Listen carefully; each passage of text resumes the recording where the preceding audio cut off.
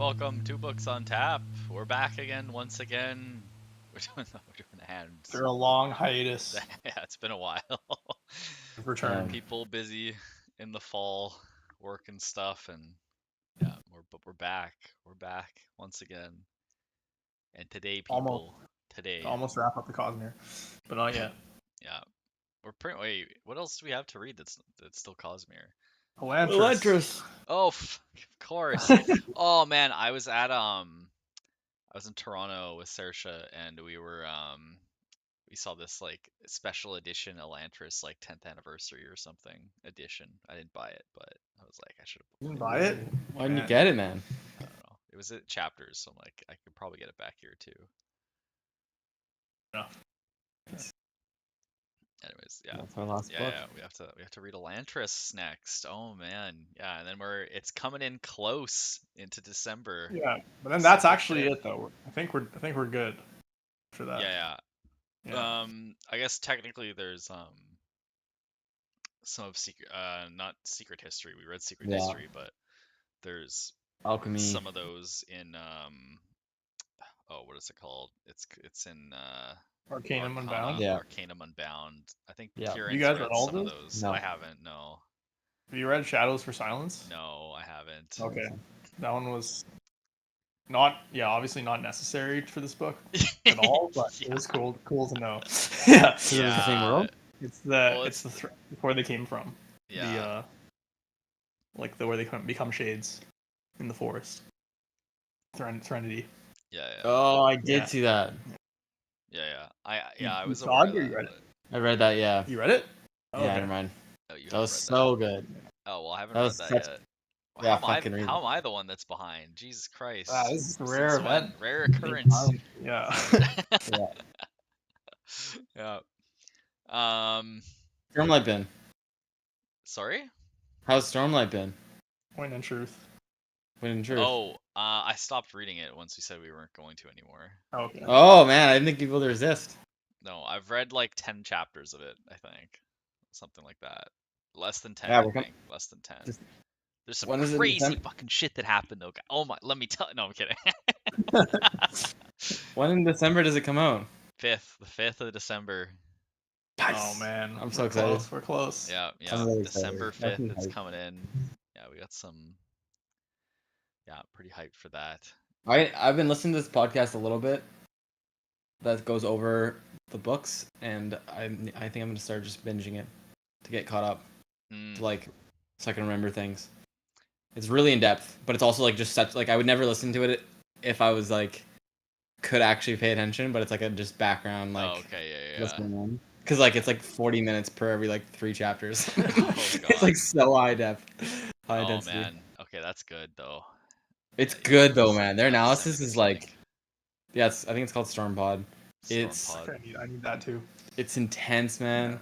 They do all the books? Yeah, Wow. yeah. They pick up things that we like. It's insane. It's nuts. Yeah. I don't know. The one guy's so like.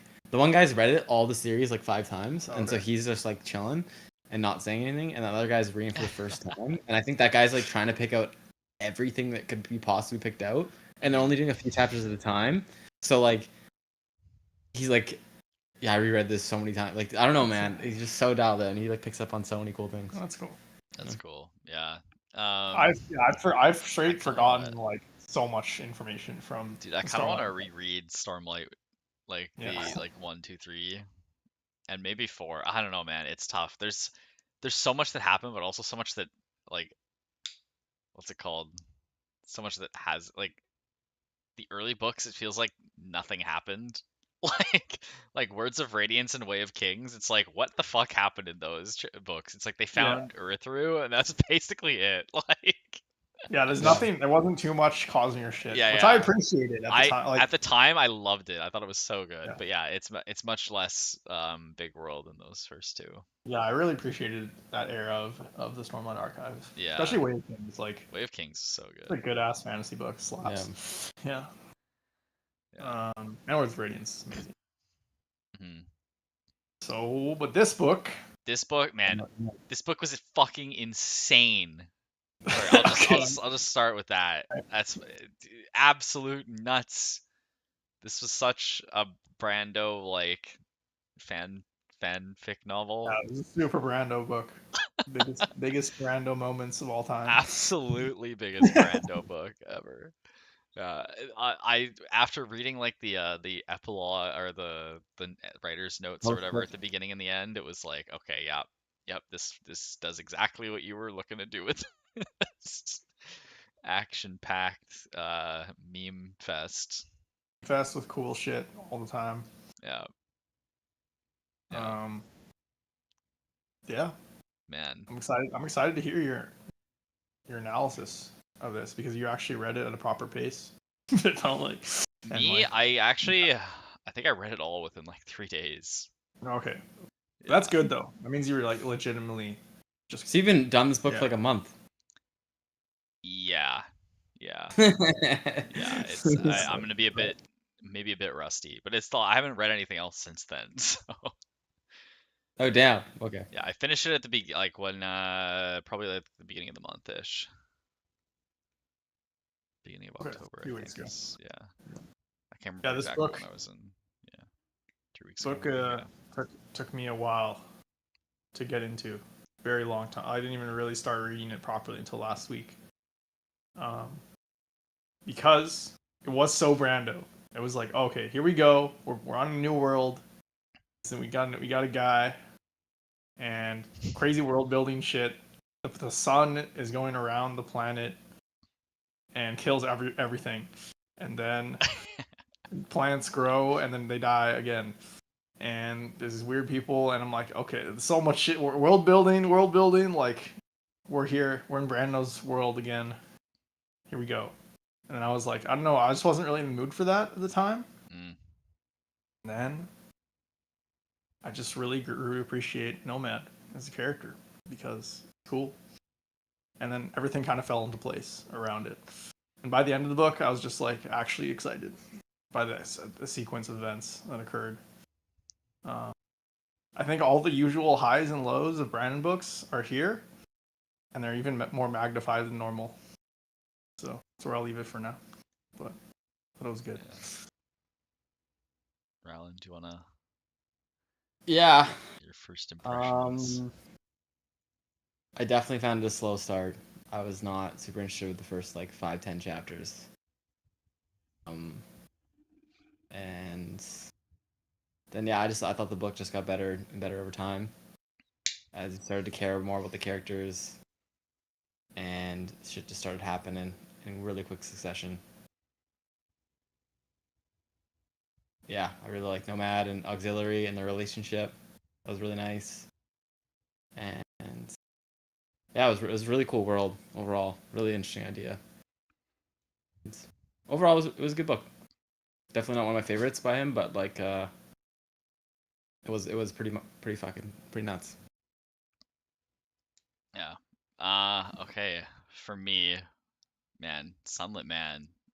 Like I was reading this with Saoirse next to me almost the whole time, and it's like every 5 minutes, like, oh, what the fuck? Like, holy shit, what the hell? Like, it was just action moment after like reveal after just like it just felt like an absolute like what's even the word? Just like cluster bomb of just crazy shit happening from like events in the world to like, oh my god, this is such a cool Brandon does it again with another insane planet with the coolest magic system, to like, oh fuck, what the hell, what's Wit doing here, to everything just the like, big the big reveal. yeah, the big reveal to, and Oh, then just even all the events happening in the book were just so over the top crazy. um uh and yeah, I don't know, I loved it. I thought it was, yeah, the plot I think was maybe the weakest point, but it's also kind of meant to be kind of just like an action flick. I think it's Mm. very much just like an action flick. It it reminds me the most, I think, of like the Mistborn era 2 first couple books. Like I think it's very similar structure maybe Yeah. to those very ones. like very like settings. Just like give it a setting and like let the characters go. So you don't Yeah, really. It's not like a mechanical, complex Yeah. intertwining plot. Mistborn's a bit less like setting heavy on than this one. I guess because I think this one's very much the setting heavy. This and Tress are very much the like, okay, this is like a twist on what's influence? What is it? Oh my God, I'm so bad. Uh, Infusion. It's not infusion. Why do I always forget what it's called? The I word. Investiture. Investiture. Yeah. Yeah. Um, like invested planets and stuff. This is like like Tress and this one have the coolest magic system, I think. Or maybe not the coolest, but like the most unique and like scientifically interesting. Yeah, actually, I found the Sun Hearts to be a bit. They didn't really grab me as an interesting Oh. feature of the book because I felt like the explanation around them was always lacking. Maybe I just wasn't paying much enough attention. But it was like I was just getting confused when he was like, "We got to absorb parts of the Sun Heart out of Elegy so that we can remove like some aspect of this, so that I can do it to myself to remove one piece of my torment, but not the whole thing." And I'm like, I don't know what's going on here, man. That's kind of fair. I feel like I got what he was getting at with that, and maybe there's a bit of suspended disbelief just because like I feel like there's been some kind of similar stuff with that in the Cosmere already. Yeah. Just with like the way that investiture is kind of just like an energy source, and like it's like if you leech off some of the energy, like then that will take away like like some of the loss of the, or like whatever is ailing you or whatever, because it is Yeah, I mean, investiture. I could go along with it. Yeah. It didn't ruin the story for me or anything. Yeah, I get what you're saying though. It was a bit slightly jank, but Yeah, it was like it fit the world. We need some device that gets him to be able to fight people again, and like that was the device. And also jumping like right to the ending with Rabik getting a partial Sun Heart, like before she almost becomes a Chard, but then she gets saved, and then she can control the Chard. Yeah, it was odd. I'm like, and then I reread that part so many times, and I was like, I don't. This part makes no sense still, but Yeah, it was a bit. Yeah, the plot stuff with that was weird. The thing I liked the most about this book though was just the the main character reveal and the extra Cosmere lore about the Dawn Shards. I think was like really sick of this book. That was cool. And getting some more of Nomad's backstory. Who is Nomad? We'll see. We'll find out later. Yeah, that was awesome. All that stuff was really good. Yeah. I did really like this the sun being being killing everything, and like escaping the sun as the entire like part of society is just escaping the sun. Mm-hmm. I did like that. It really grew on me as a theme. Like at the beginning, I was like, this is so weird. This is such a weird world. It feels even too crazy for Brando. Yeah. But then at the end, I was like, I'm totally on board with it. It just worked so well with the setting of it. Was just like everything revolved around this sun concept, and it stuck to that theme the whole time, and I really appreciated it. Yeah, I remember at first when I saw it, I'm like, okay, this is insane. Like, how the fuck did a civilization get to this point on this world?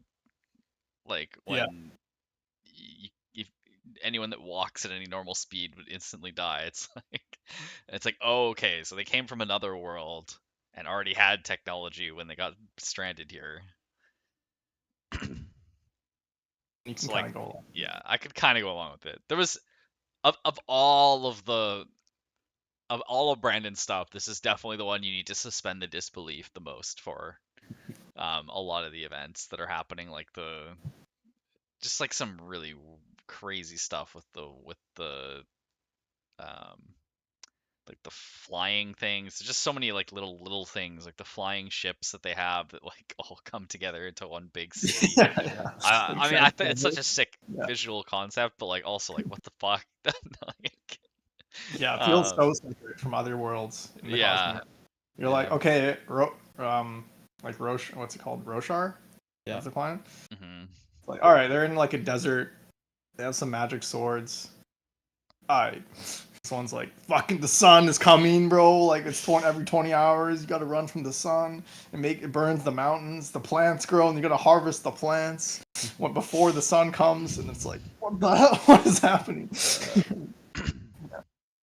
Yeah, But, and it's yeah, far future Cosmere. So this takes place like I don't even know, many years in the future from anything we've seen before. Yeah, with the guns. Yeah, they got guns. It's sci-fi. The Yeah. fucking Skadrian like research station on the planet, like the Mistborn people. yeah. There's just like they've just got like a research station in the middle of the planet that like is keeping Yeah, track the of the bombs. investiture. Like So that yeah, this the is probably bombs. happening during or after Mistborn Era 3 or 4, where they're like in space Yeah, travel. yeah. Yeah. Um, yeah, there's some aspect of space travel. There's yeah, the Night Brigade were pretty weird. Yeah, don't know too much about them. Yeah, I that might be one of my biggest like okay, like we didn't like okay, you introduced this Night Brigade and then like teased them for like 3 seconds. Like they were kind of the guy that was chasing them the whole time and like you kept expecting them to pop up and then they never did. Yeah, that was really odd. It When felt they popped up in the epilogue, I thought something way bigger was gonna happen there. Like, oh yeah. yeah, yeah. I'm like, dude, where were you guys? You guys are here like halfway through the book. Halfway through the This book, like, oh shit, that's Sniper Grade. We're like, Just holy waiting in shit, the shit's air, about bro. to go down, and then never happens. Like they're fighting, like so much is happening. The Sniper Grade's yeah, like yeah. not able to find them, I guess, or something. I don't know. Yeah, and then they come down and then they're like, we won't torture the people because Yeah, they have no information. It's like okay. Fucking peasants. I'm like, what? it Like, was kind of cringe there. It felt of all like ever since Oathbringer, I'm like, okay, this is fantasy Marvel. Like yeah, yeah, Cosmere, th- this book was the most Marvel-y of yep, any of the books Brandon's done so far. Like I felt watching that night or reading the Night Brigade eprelogue that I was watching like a fucking post credits Marvel yeah. Yeah, So Thanos. scene. accurate. Yeah, with like yeah, and like one of the Avengers ones were like, oh, like we show Thanos for like 5 or 30 seconds at the end of the film to like tease him Yeah. again. It felt very, very much like that. That is, oh my god, that is such a call out. I That's was like, so accurate. um, so yeah, I was a bit disappointed with the Night Brigade's introduction in this one. Yep. Um, yeah, I don't know. I love always reading all these like all the science stuff with the Cosmere and like investiture and all these different ways that people are or that planets have been evolved. I guess I don't really evolved, but like created in order to have different ways of using the investiture. Mm-hmm. Mm. It was really cool. Yeah, like this It was like interests just like such cool world building. pretty well explained. I was kind of hoping for more science because he's like, oh, thanks to this professor of physics for all the big knowledge he gave us. And I was like, literally like grade 3 level physics max. Like, during the book. It was like, Yeah, that's but that's true. um, but it was still good. Like he explained concepts pretty well, like the filament of the light bulb being used to transfer energy and being inefficient, so that's why it gives off heat. It's like, okay, I can go along with that for Hmm. the hearts.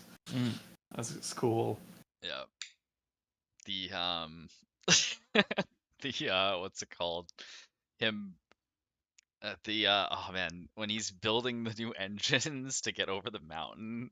Like, Oh yeah, it's just like, okay, we have like 10 hours to retrofit every single engine in the city to shoot water out of it instead of air. He's like that he like and then there's the jade ball. the Yeah, ghosts that can fabricate anything. You just toss them materials in and show them a fucking plan, and then they just like throw it together. That might be the peak of suspension of disbelief, bro. Like, what? Yeah. Although He's like giving them the materials, Yeah, and the they just had fucking all those materials. the Yeah. ancestral 3D printer. yeah, I thought it was pretty interesting though how like he related that back to how the Spren are and like it's like six oh I said the name Nomad is like, oh man, these guys aren't like really weirded out that I can just like summon a shard blade into thin Hmm. air and he can become whatever I want him to be. And then it makes sense because like they can pretty much do the exact same thing with with their ghosts and with them fabricating stuff out of thin air. So I think there's definitely some stuff with Shadesmar and like the objects having like their um the Souls. cognitive, not souls, but like cognitive um impression of like the people around them embedded into them in some way.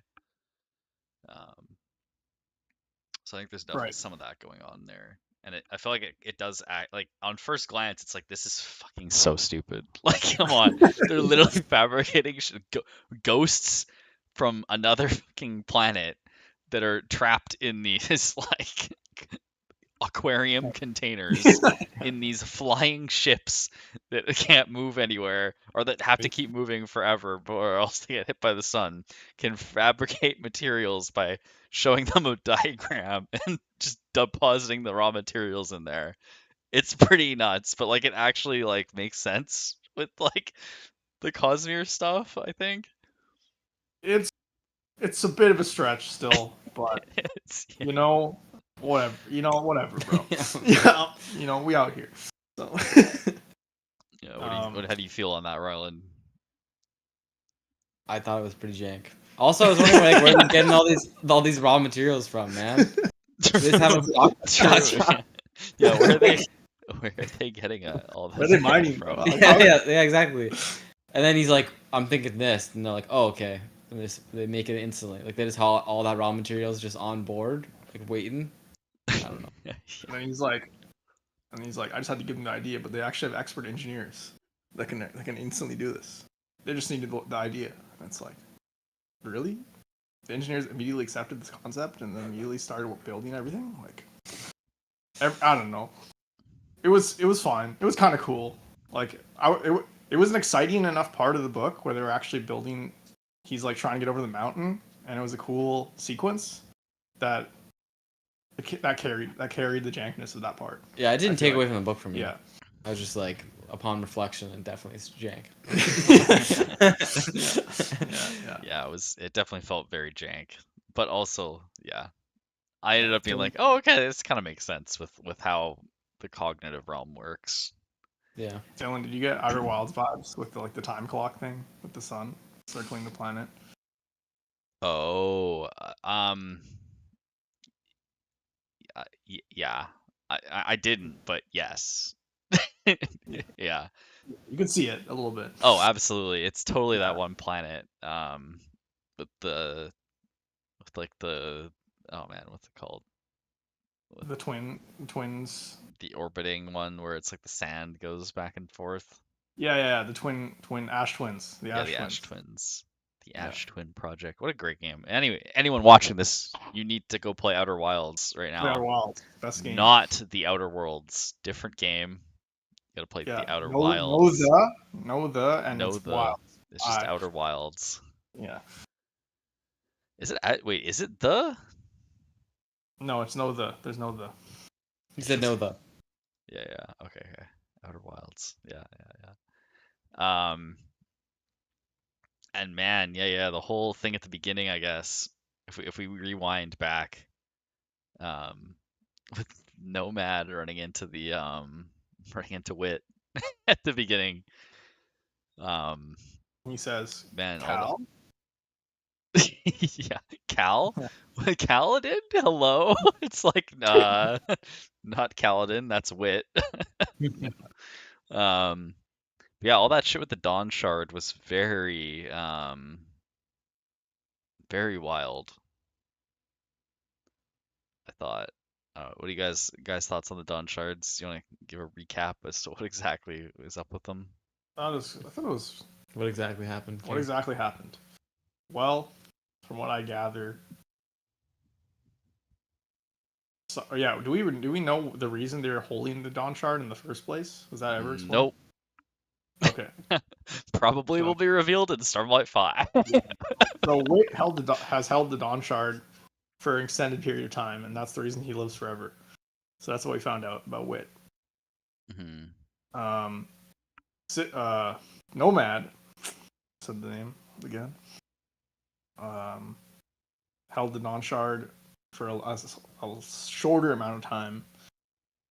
And while holding the Dawn Shard tried to sustain itself by pulling on all investiture sources, including his own spren, which Mhm. caused his own spren to lose its body and just basically become thoughts. Yeah, Um, basically a dead eyes, but not really. a little bit more advanced. Yeah, Yeah. closer. Yeah. So yeah, Nomad was able to stop the process before he became a Dead Eyes. And because he's held the Dawn Shard, that's what the Night Brigade is chasing him because they want information. Or because he's linked to the Dawn Shard now because he's once held it. And And he can teleport. and If he he can, gets enough investiture, he can just like pop himself into another world, but it's random wherever he pops out. yeah. He can skip, which means he can randomly teleport. He has the ability to absorb investiture from other places. He can have certain abilities based on how much investiture he's holding, but he also has the torment, which prevents him from fighting. Yep. Anytime he tries to attack anybody, he'll just like his body will just seize up. Yeah, basically How do you get summarize. is it torment from the Dawn Shard or is it from Yeah, I think it's like the like the books? Dawn Shards are like the commands of like creation of the universe, I think, Okay. Yeah. or something like that. They're like the Dawn Shards are like commands. They were like the four commands used by Adonalsium to create the whole universe or something Yeah, at the dawn of time. so you can't use it for violence because Yeah, it's so I like think the one that he was holding was one that's like opposed to any kind of violence in any way. So the intent of the Dawn Shard like imposes on his like soul that he can't attack and fight anybody,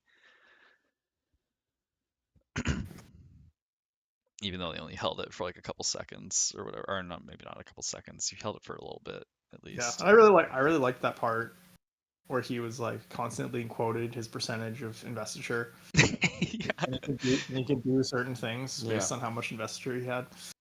That was yeah, cool. And they were referring to like BTUs, which we like Yeah, could understand a lot better because yeah, of yeah. Warbreaker. Warbreaker. Yeah. At this point, they've discovered like a or I guess I haven't discovered, but there's come to a consensus across the Cosmere as to like how to measure In investiture like in human breath investigator. unit equivalents Yeah. or breath equivalence units Which is the amount of uh, investiture a human has. on one is it breath. yeah Yeah, or not, is it one breath or one uh oh, it's one breath but it's one how much one person on uh That that one Warbreaker. planet has because I think different people are invested differently in different planets. well this one, yeah, they're invested really highly, but yeah. Yeah, and then what else? Yeah, man, the whole society that they've built around by like leaving people to die to charge the sun hearts, pretty nuts. Yeah, pretty cool. Yeah. Yeah, and then when he finally figures out how to recharge the sun hearts instead of having to murder people from scratch, it's like, oh my God, we don't Changes have, everything. yeah, Yeah. we don't have to kill everybody. We don't have to sacrifice people to the sun. It's like, nice. Yeah, and you can keep surviving forever.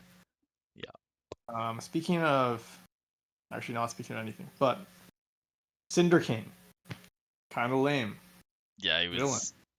he was like, ha ha ha ha, I want to be like the your warlords in Alethkar. I read a book about you once, and so I want to be like those of you on Roshar and to be a warlord, and I'm evil. Hee He was Very Gavel intentionally are pilled. memes. I'm Seems surprised he didn't know about the Sunheart technique. they didn't give it to him yet. Yeah, But that's they true. said it so casually. They're like, "Oh, yeah, I guess that's a thing." He didn't know. But I guess they're Like, just oh, the Skadrian said that? yeah. They said it very casually Yeah, too. that's true. They gave the Zillion. information very easily. And they're like, "Oh yeah, what's that? What does that matter?" What? Yeah. Well, I guess they thought he was from Roshar, or they knew he was from Roshar, so he's not like Yeah, fair enough. I think they thought that he was gonna come with them and leave the other people, but he didn't. He's a homie.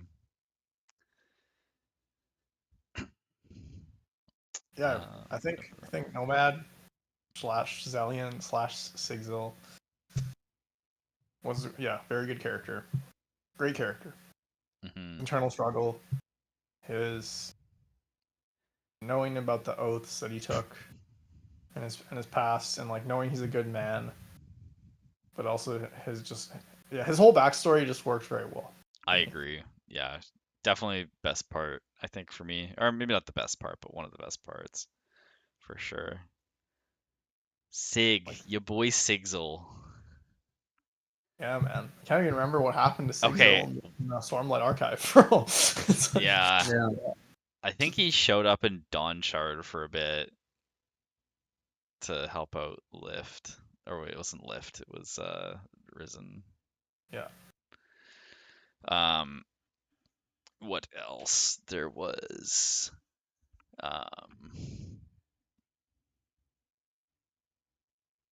When there did was stuff Sigzil with leave Sig. though? He left the Windrunners at some point.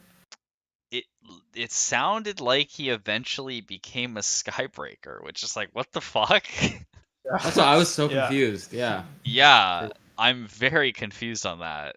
I don't know what happened with Sigzil, but yeah, I think there's gonna be some crazy shit in Stormlight 5. I have no idea what the fuck. Um,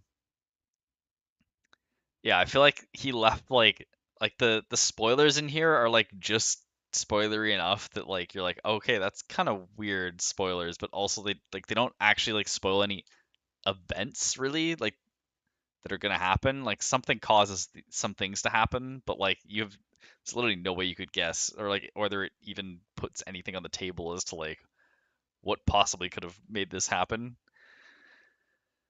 event wise. So Yeah, there were so many things that have jumped from what we've last seen Sigzil. yeah, where it's like okay, he's just like a kind of a different person at this point, or like lots has happened. Yeah, he's basically he's crazy. He's like he's a god. He's like he just when he finally gets the ability to fight and he like makes a bow staff. He just like absolutely annihilates everyone. Yeah, well, I mean, I feel like that's just like you're a Knight Radiant, bro. Like you're massively invested. I know, but like Like it I feel just felt like yeah. he'd been training his whole like for 10,000 years in fighting. True, which he pretty much has been at this point, I Yeah. guess. He's been running Yeah. from the Night Brigade for we don't actually know how long, I think. I don't think that was mentioned. Well, I don't think he's that old though, because he says at one point he points to the grandmas and he's like, I'm older than them. I It's know, like that was you weird. wouldn't say that if you were like 8,000 years old. You'd be like if you were like 200, you'd say that. But it's the only point of reference, though. Yeah, that's that the only they point of have. reference. Yeah. So, Or no, well he did say it in like that was only because they brought up they were like making fun of him and being like, Sonny boy, you don't know what you're talking about, and he's like, bruh. I'm like I'm like way older than you. Was it that? Or I thought this because she wanted to have sex with him. That's why yeah, he said that's it. There was that's also that. There was also yeah. that. That was a weird moment. Like that's kind of like an unnecessary moment in the book. Yeah, it was a bit weird. It's like, you want to have sex? No. Okay. I'm old. Yeah. All right. Sig's like, yeah, no. Well, thank you. Thanks, I'll pass.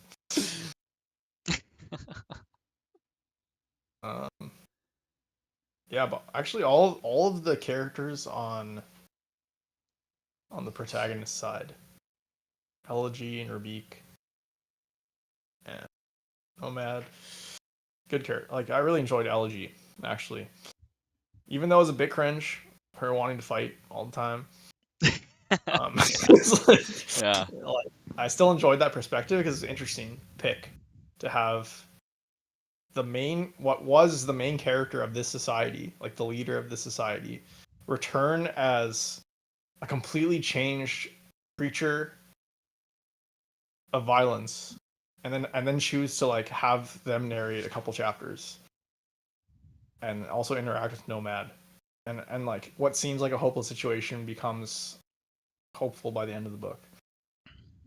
It was pretty cool. I didn't expect that, and thought it was nice. It wasn't too overdone. It was just enough to make it cool. Yeah, I thought that was a good one where it was like the Rabik wanting her sister back at like all costs, and then Elegy knowing that, and Elegy and Sig not knowing that basically her sister's gone, but her sister is there, but like with no memories at all, and like that person's soul is like wiped almost. Um, and then her kind of Elegy coming to terms with that she is a new person and she can't be somebody new. I thought it was a good narrative structure with how that was executed in like a short period of time too. Like it was a very Yeah, short book. I was sad when she had like a moment of like remembering, and that got taken away immediately. yeah, she told. Yeah, that was pretty sad. I remember. Yeah, brutality.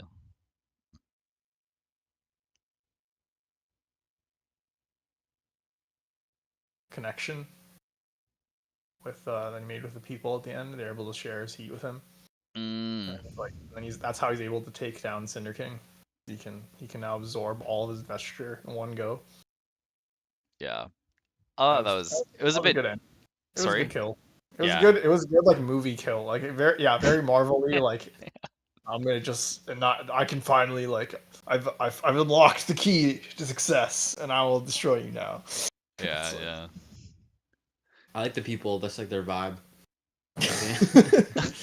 yeah, Being like always potentially gonna die, and how that affects them, and how they're like in that ship, like going into the fucking storm and like having fun, being like, we're living for another 10 minutes, bro.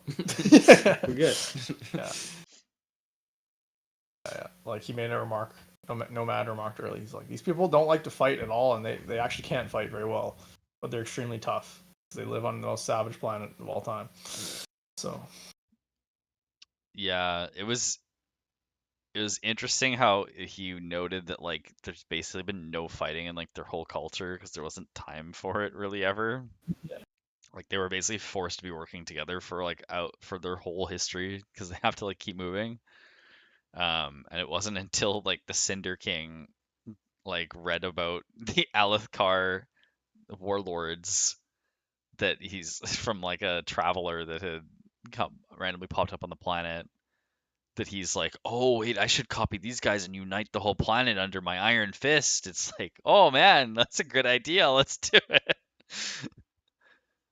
Yeah, so it had to be some external force that caused them to yeah. go into disarray Otherwise, there. we keep running around. We're in perfect equilibrium.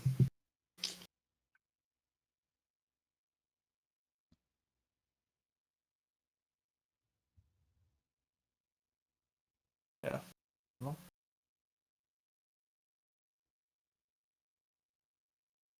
anything else? I Any don't know. other The thoughts? time clock thing was really cool. I thought. Sorry, the Like, time clock. sorry, not like just like the timer of the whole plot, like being within basically 20 hours. Mm. Like just less. Okay, you gotta build the blueprints. We have 10 hours left.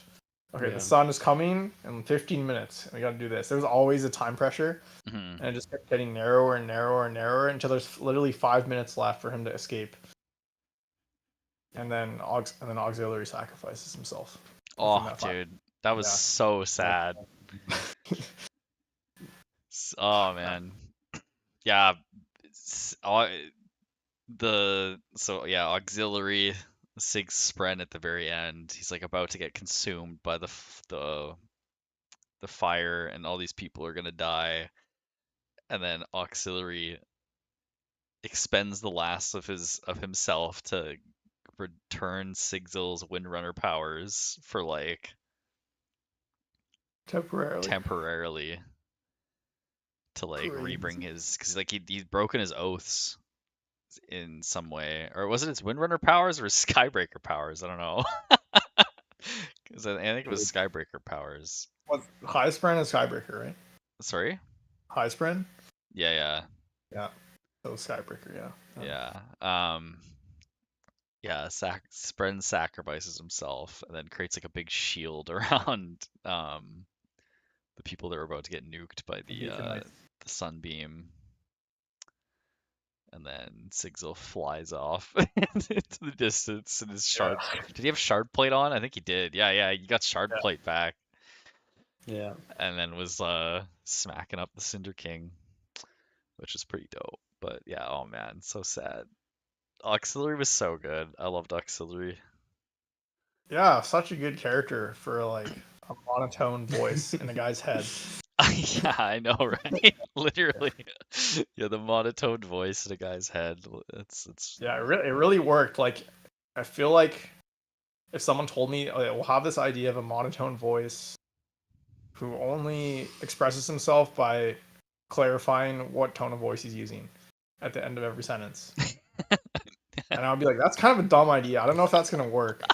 But it actually worked really well. like yeah, Yeah. it's so sarcastic. Oh man. Yeah. But in like a non like unintentionally sarcastic way, you know? Oh man.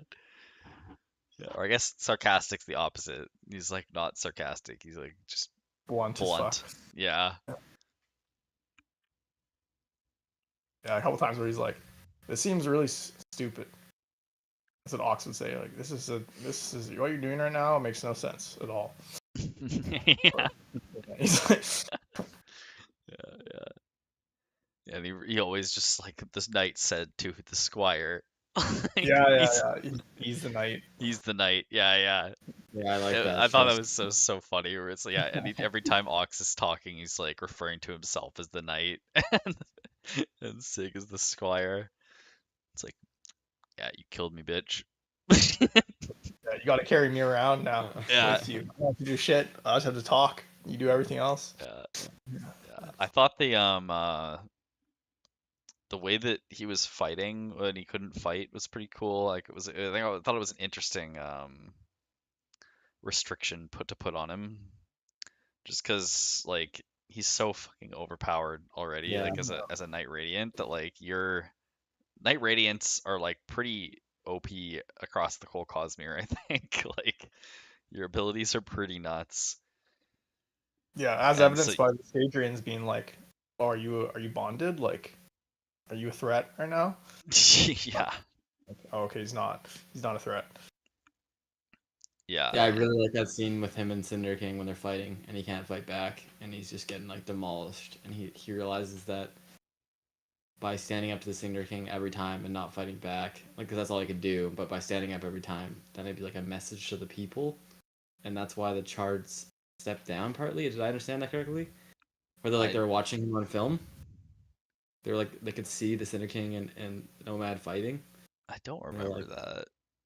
no. It was partially yes, that they saw Cinder King continuously beating him down while cheating. Yeah. That made them realize that he was not a worthy leader. Yeah. And also because Rubik was influencing the chart in some way with her own Yeah. chart, which just didn't make a lot of sense. But that was what happened. Yeah. But yes, I agree. The him not being able to fight back was a necessary part of the story to make it interesting, or else he would have just killed everyone and left.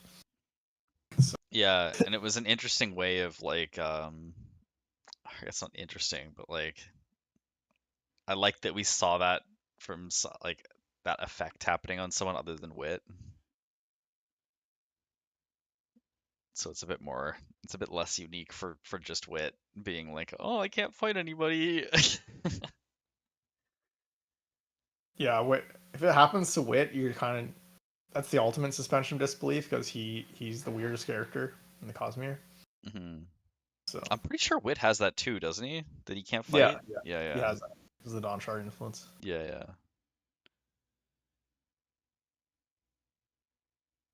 I can't remember where we learned that. I literally don't remember at all.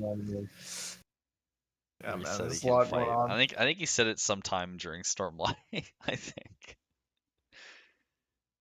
Oh, to be young and foolish and just reading the Way of Kings again, I and know, not knowing right? about the Cosmere. Yeah, To be young and uncosmere aware. yeah, But we're too deep now. yeah. If you didn't know like, you really need to know the Cosmere for for the next book. I think you're really gonna need to know it. Book For 5. Stormlight 5, you think? Yeah, I think I you think so. aren't. No. I think it's gonna be pretty much a continuation of 4. And I think Brandon is pretty much gonna stay on the like everything is kind of a standalone thing. Like even this one, there were some Yeah, nods back, but like you could read this book without knowing too much about other stuff, and it's still that's like a true. good read. Like You don't. You you just don't have to you know don't that there's like other worlds, basically. yeah, like without the Sigil reveal, it's just like, oh, he was someone else before. Um and then like on the flip side, it's like it's like which do you know first? Like what is Sigil Nomad or is Nomad Sigil, right? Like if you read Sunlit Man and then read Way of Kings, like you're gonna be like, oh my god, you're just gonna see all these references and be like, oh, that's so cool. Then it's like it doesn't really matter on which end True. I think you Yeah, read it, true. That's interesting. but you're gonna on the second one you're gonna be like you're gonna notice the connection and be like, oh, that's cool. Our Um, mission now is to find the one person in the world who read Sunlit Man before Wave Kings and interview them. yeah, pretty much, hey. Yeah, Yeah. Um, true though. Yeah, I hope it stays that way. I think it will. Yeah, I hope I so too. I I know he's So, talked about that a lot that he wants to keep it like that. Um, 'cause that's what happened with Marvel. That was the problem, is that you needed to know too much Marvel shit to understand some of the stuff that was happening. yeah, there's definitely gonna be some of that in this. Yeah, Um, but yeah, keeping the stories contained to to themselves, I think is gonna be pretty important for future Cosmere stuff. And I think he's been doing a good job so far. Like there's definitely a lot of stuff that like you're gonna be just like you not really know what's going on. I guess like yeah, the Spren being able to change into whatever you want isn't really explained in this book. So if you don't understand how Spren work, that's gonna be probably not a great yeah. um Oh, definitely, you wouldn't want to read this one without knowing at least Stormlight. yeah. There's a little bit too many references Yeah. back to like Shard Blade and the Shard Blade and Spren and High Spren. This book more than most. This book is Tress, the most. Tress would be great. On Tress its is fine on its own. Like Yumi's hardly a Cosmere novel at all. own. Yeah. hmm What the heck? Yeah, Yumi doesn't even have anything going on basically. Yeah, I think in his preface he even said this that this is kind of more like a fanfic book that he kind of wrote for everyone that's already caught up with all the Cosmere stuff. Yeah. Yeah, that's what I got going too. So yeah, of all the books, this is the most fanficky that like you kind of need to know other stuff for it to make sense. Mhm. 'Cause yeah, yeah, looking back, like if you don't even know about the Scadrians, them showing up as like being as the research station thing is gonna be really weird. Although I guess because Nomad comes in with that knowledge already and mentions it to the reader, it's not as like crazy of a surprise. Like I think he primes you well for that event if you don't know about Scadrians. Mm. Um, Yeah. What did you think of the shades though, Dylan? Or did you just accept that right away, not knowing about Shadows of Silence? yeah, pretty much. I was Yeah. like, okay, yeah, when these guys die, they release shades. Like it was pretty well explained, I thought, in this Okay. book. Yeah, that you should definitely read that short But story. but I yeah, for some so reason I that doesn't immediately was just happen like, oh in yeah, this. Yeah. shade. I Yeah, remember that. I just accepted that immediately without too much. Like there wasn't, yeah, I was like, okay, there's something happening where because they're on this planet, they when they die, they don't become shades, but um, in the past they had some like I thought like the backstory was explained in this book for sure, or like at Yeah. least as much as you needed it for this one to make sense. Yo. Um, Anything else happened?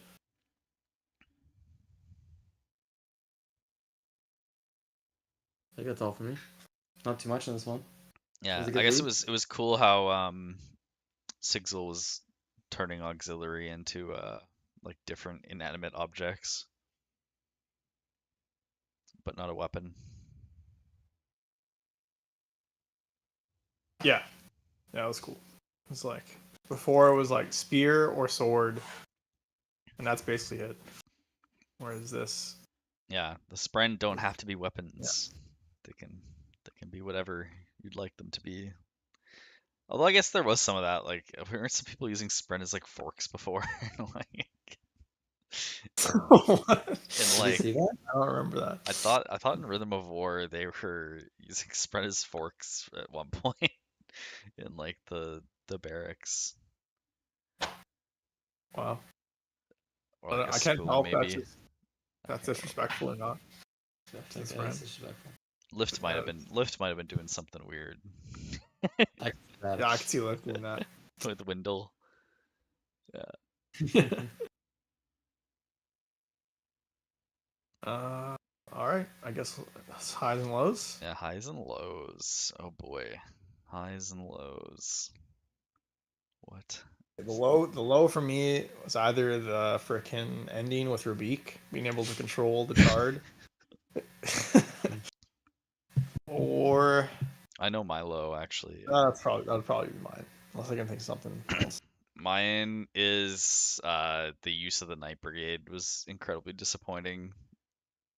That's what I was gonna say. And like just an, a poor villain on the side. It's like they're basically a clock timer in the back of Nomad's mind, and that's the extent of their influence on this book. Yeah, and if they would have showed up later in the book, it would have been less of a problem. I felt like they showed up halfway. Maybe it was later in the book, but Yeah, it felt like maybe like halfway or 2/3. They were like they looked Yeah. up and they're like, "Oh shit, the Night Brigade's here. Better hurry." Oh well, we'll just ignore that for the rest of the book Yeah. that they're here, kind They would have of. showed up way like closer to the end. It wouldn't have been a problem. Yeah, like I Like, they think didn't need to they go any needed. part of it. I feel like they needed to show up during the final fight or something. Yeah, they need to show up at one point. Yeah. Although, yeah, then you see, yeah, like I see why he didn't, because like it would take so like the book's already like like a shorter book, right? You don't want to like bloat it out with a lot of Night Brigade stuff that's kind of like peripheral to the story. Yeah, I feel like they couldn't. They wouldn't be like you couldn't make them scary enough. Yeah, with At how the, much time, yeah. yeah, 'Cause I have a feeling that's why Brandon is like he's like Brandon. I can imagine in the writing like writing it up and you're like okay like if they show up everyone's dead like these guys are so I just can't have them show up really. yeah, kill everyone. Yeah, Yeah, like they're too OP I think maybe. Yeah, the way they talked about the Scadrian research place, that was pretty intimidating. Like, Yeah, kill everyone. yeah, without a doubt. Yeah, it was alright. yeah. Anyways, that's my low. You have to pick a different one now, Roland. I'd say the start then. Oh yeah, Like, I didn't have a chance to ask you guys about that. What about the start did you guys not really like? Because I didn't really get that at all. I Like, don't really know exactly what to point to. I think maybe the character development was slow. I think the world building was there, but I think I'm more interested in characters, and it was pretty slow at the beginning, and so I just didn't care that much. Yeah, because he couldn't even speak to anyone for the first Yeah, like 8 chapters, right? and so I just haven't had a Brandon Sanderson novel that's taken me that long to get into. mm, Usually I'm hooked in like chapter 2. I'm like, I can't stop reading this. But this mm. book, yeah, it took like I think 8-10 chapters to be like, I think yeah, exactly when he started talking to people. Okay, And yeah, because that was my next question was gonna be like, was it more of a gradual thing, or was there like a specific point where you were like, okay, now I'm into it? yeah, when he started talking to people and started having relationships with people on the planet, I started to care more. And then the first chapters became more interesting after starting to develop relationships with the people. But before that, I don't know, I wasn't able to appreciate the world building as much. Yeah, I think for me it was also the combat at the start were the 2 weakest combat scenes of the whole book. Like the chase sequence where the Beaconites they steal the Mm. key, and also the arena fight were both not that interesting. They look back now Um, at what the arena fight was, and that's cool. Like when you find out what yeah, the the like purpose the was. reason it's happening. Yeah, But it's a cool so it'd be cool to read it concept. again now that you know. I feel like. I don't even know. It was just like a lot of there was some cool stuff with him not being able to fight back, Mhm. and some stuff with him turning Ox into a tool, but it didn't feel like there was a lot of high stakes. You knew you knew he Yes. wasn't in danger, and it was like there was no one else that he cared about at that moment. Yeah, I do super agree with you guys. Yeah, the fighting stuff at the beginning before you could talk with anyone was pretty boring. I was kind of just too hyped on the other random shit that I definitely was just That's ignoring fair. that. Like I was just too hyped on the oh my god, this world is fucking insane. It's so Yeah, cool. Yeah. the sunlight part was cool. Yeah, like I was really hyped on all that and just so interested in like what the hell is going on with this world that was like the only thing I was thinking about. And yeah, on even looking back, it's like yeah, it was really boring fight scenes at the beginning. Yeah, Like it was super. but yeah, as soon as he started understanding the people Yeah. around him, and like that was good. Hmm. Um, highs, lots of good moments. Oh man, yeah, so many good moments. I actually really like that part when he kept getting destroyed by the Cinder King and kept standing up, and then he knew that would be a message to the people. That was pretty epic. That was like, yeah, Yeah. I thought that was really epic. Like it just felt like a very big movie moment. Gladiator or something. That was definitely. I like that moment. What am I has? Um, when I think for me it might have been something like there were so many good ones, but I think maybe the most touching one was when everyone was giving him their heat and like because he'd helped out and he'd kind of like it really completed his story arc of redemption throughout this one. Um, where he's accepted by the people and like the only way for him to heal himself was to become one with the planet so that he can use the powers and stuff. And I think like there's a lot of like symbolism there and metaphors for like in order for him to continue and progress in the story, he needed to resolve his internal trauma with his background before this. So Yeah. I think that bit when he was being accepted by the people and he gained the connection to the planet That was was beautiful. That was beautiful. And Ox was like, spec- "You have 2 homeworlds now." yeah, It was yeah, exactly. You have two so nice. homeworlds now. Yeah. And that was the key to defeating his own Torment and the Cinder King. Yeah, it was really nice. Yeah, yeah, yeah. I thought that's probably my favorite part, I would say. Yeah. It's hard to pick. I feel like the biggest strengths were just him as a character, and then his relationships with the other characters in the Beacon throughout the book were great.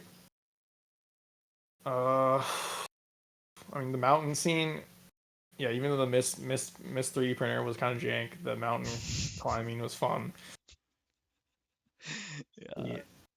But yeah, I really like the time element, the time crunch getting narrower and narrower.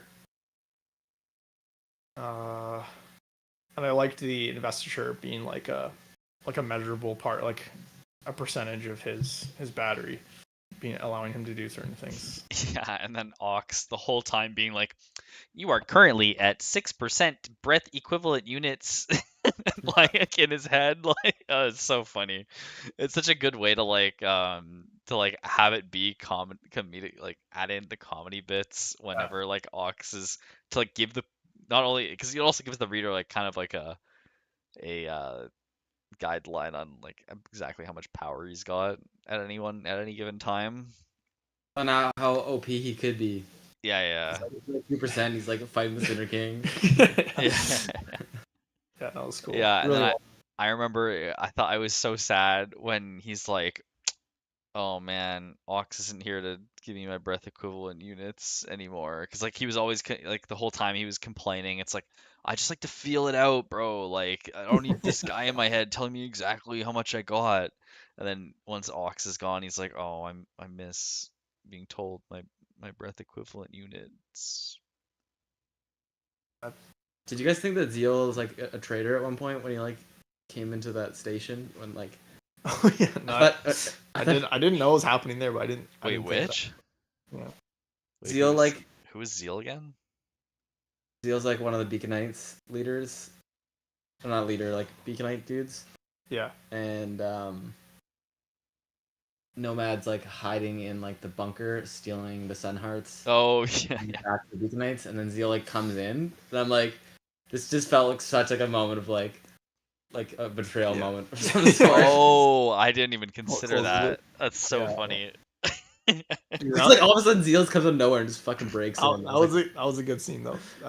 That was Yeah, funny it when was they comes in, he's hilarious. like, bro, and they fucking they bro hug, and they're like, yo man, I thought you were dead, bro, and he's like, me too, man. He's like, bro, we have like 10 minutes left to survive. We should probably not do this right That was good. Yeah, we should get the fuck out of here. Oh man. Yeah, no, that was really good. Yeah, that was All another right. good one. How would you rank the secret projects so far? Oh man, that's a tough one. That's a really fucking hard one. One through oh my god. I Is it didn't even three? consider that. Oh Best my. Yumi in this one. Oh. Oh, bro, you could why'd you have to say Well, that for to me, us? Tress is easily at third place. I gotta say, for me, but toss up between Yumi and Sunlit Man. I was gonna say Trust might be my number one. I was maybe I feel like I can't Whoa. put Tress in third. Like I can't do that. I think Yumi might be number one. I think this one's definitely number three. I don't know. I think Trust was the simplest and like I don't know. I just find that book comforting at times, like to go back to. A very just it was a fairy tale yeah. book.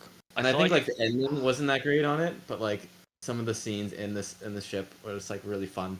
It's like fun, just like lighthearted, just like I don't know. I can't get over the all the villains being so bad in that book. Yeah, that's true. I dude, I can't put any of them in third place. Like every single time I'm like, "Oh, this one is the worst." No, it can't be. It's too good in this one way. Like Yumi had such a good it was such a the the the relationship between Yumi and Painter was just so well executed, I thought.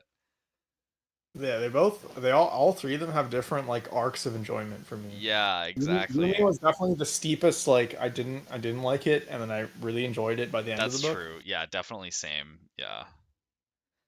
Sunlit Man was more Super different vibes. It was like Hmm. all right at the beginning, and then got very good. Tress was just like consistently pretty decent the whole time for me, but not like nothing. No part really jumps out as being incredible as much as the other two. Yeah. Okay, if I'm rating them as standalone experiences, I think it's oh god, how do I even choose one and You're two? killing down there. Bro, You're actually killing down there. I I'm can't. dying inside. He's gonna be so stressed. He's not gonna go to bed now. No, I'm gonna be thinking about this all night. I'm not. When he go to YouTube, has a YouTube channel and there's I like think- extra video like justifying. He's like, guys, I changed my mind. He's Yeah, like- I think in terms of like if you're looking at them as standalone books, I think Sunlit Man is number 3. I don't know. Oh, I don't know So- about Tress and Yumi being, but if I'm like looking at like which one do I like the most, Sunlit Man can't be third. It can't be number 3. Oh, but even is it even number? Yeah, it is. I think Sunlit Man in terms of like a standalone story is number 3. Just because like the other two had um such contained like stories, like Tress and That's Yumi, good point. and this one definitely felt a bit more like jank action nonsense. But then Tress was also like jank Disney nonsense. But like, oh man, I don't even know. I can't rate them. They're so different. Yeah, I don't know. I give up. that's fair. Yeah, I will say that Yumi and Sunlit Man will probably are interchangeable for me. I think I would put Yumi number 1 slightly. So I did really enjoy the last, especially the last 2 acts of that one. Yeah, This one was just you- like cool. Yeah, I might have to peg Yumi down just because the first bit was pretty bad. Like it's just so cringe, the first like 2 parts of Yumi. Yeah. So Yumi might be number 3 only because of that. I'd say I liked Mistborn and What? Stormlight better than the Secret Project stuff here. Oh yeah, yeah. Yeah, Talk about- yeah. They're just I don't even know if I could say that. Like they're so different. So different. Tones. Yeah. Stormlight. Like will always Stormlight, be- Stormlight, you can say we Yeah. can all say Stormlight was better than Mistborn, right? Like Yes, it's consistently better. Yes. Across.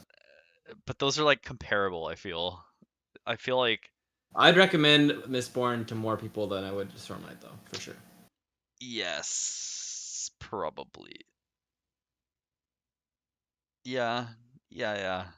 I think more people could appreciate Mistborn. Yeah, I don't know how to put these in like in a ranking with So other much of a stuff. rockier road with Mistborn series out of 7 books. It's like Mistborn 1 is just great. Mistborn 2 is like pretty weird. Mistborn 3 is insane. Yeah, I'm thinking Mistborn Yeah. 1 when I'm talking. Okay, yeah. Yeah, But also like 6 and 7. If you're going up, yeah, but if you're like you know recommend Mistborn 1, and then they naturally want to read Well of Ascension next, and then it's like you kind of have to be into the Brandon Sanderson thing at that point. I feel like to want to continue on at that point. Whereas I feel like if you read Wave Kings, you're pretty much guaranteed. If you finish Wave Kings, you're pretty much guaranteed to go on and finish Hordes of Radiance. In theory, Nathan still has him. He's on Oathbringer. I'm sure. Yeah, he's on Oathbringer. So. Nice. The third or fourth. yeah. Sarah's still on Oathbringer as well. And Oathbringer at the wall of the. That's it. That's the dividing line. Saoirse's literally, I think she's at like I am Unity. She's like, I'm She's just stopped there, yeah. That one line was too cringe. She's Or actually, like, no, I'm I don't think she's gotten there yet. Maybe. Hopefully, she's not watching this at this point. Um, All right. Well, till next time. Yeah, that's it, alrighty. man. Cheers. Elantris Yeah, next. I guess it's Elantris next. We gotta get ready for Storm later Well, 5. we have time. We can do a different one. Yeah. That's I my am- choice. I was gonna give you guys some nonfiction thrown at you, so Oh, And get God. ready. seen reviewed too, bro. They did. They came out with a sequel. Was there? Wait, actually? Oh. Oh, that would have been kind of fun to do it. Fun, I feel like. Yeah. I have a book Yeah. I got that I want to read that I'm gonna suggest, and I'll suggest a few more though if you guys are interested in that one. Cool. Okay. Alrighty. All right. Peace out. This has been Books on Tap. We'll see you next time.